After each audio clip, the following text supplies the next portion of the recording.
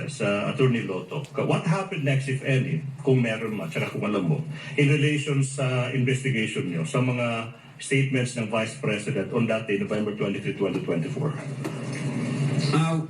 We issued subpoena to the media personalities present during the online press conference of November 23, 2024. Mm-hmm. Sir, for them to appear on December 4, 2024, sir. You issued a subpoena to the media personalities that you said andun sa media conference na yun to appear on December 4, 2024. Now, sino ba yung mga media personalities na pinasubpoena ng NBI? Again, Your Honor, if I may refer to my... You may do so, Mr. Thank you, Your Honor.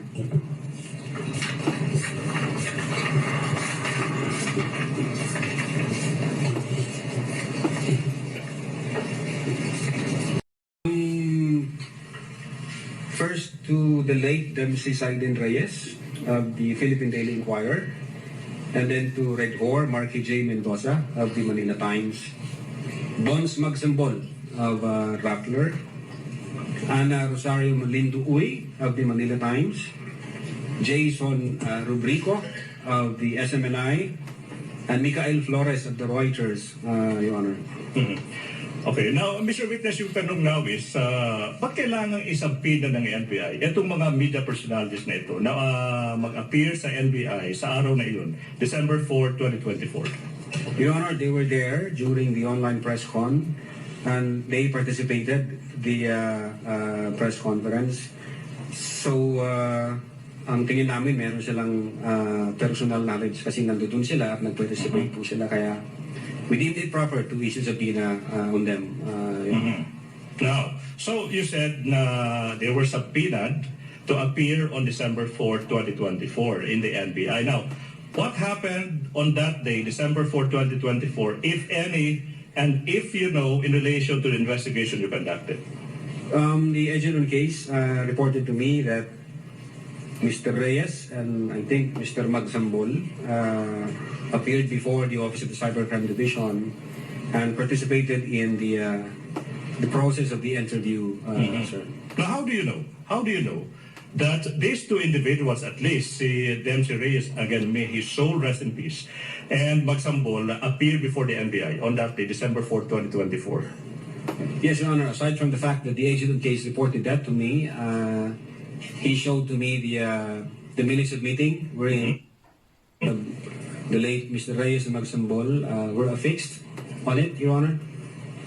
Okay.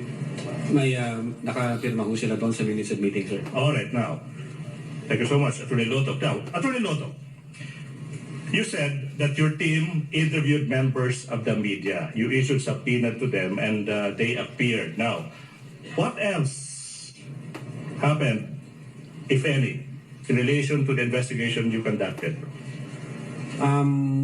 We issued subpoena at testificandum to the Vice President herself to shed light in the investigation we are conducting, sir.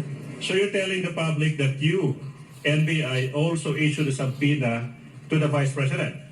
Yes, Your Honor. Your Honor. Okay, now, proceed, Your Honor. Now, what proof, if any, do you have that in fact the NBI issued a subpoena addressed to the Vice President? We have copy of that subpoena at testificandum dated November 25, 2024, sir. Now, kung yung subpoena na binigay ng NBI sa Vice Presidente may petsang Nobyembre 25 taong 2024 ipapakita sa iyo, makikilala mo ba yung dokumentong ito? Opo. Now, we are now in the process of presenting to you a subpoena at testificandum dated on even date, December 25, 2024. That is, The parties are authorized to approach Thank you so and much. the document. for the record, this is previously marked as Exhibit P, Roman numeral 4-4 for the prosecution. Have you perused the same, Attorney Loto? Yes, Your Honor. Question, what relation, if any, does that document have with the subpoena you mentioned? This is the same subpoena I mentioned, sir. Thank you so much. So the NBI issued a subpoena to the Vice Your President. Honor, can we just make a comment? Counsel for the respondents recognized. Yeah. Your Honor, maybe just put on record that Exhibit P-4-4 is a photocopy, and it was not the original or the certified copy thereof was not produced. We are ready to produce that, and that's the next step we are supposed to do. We are- Noted. Please proceed. We have a copy of the certified true copy. We invite the defense to check the same for comparison, Your Honor, please.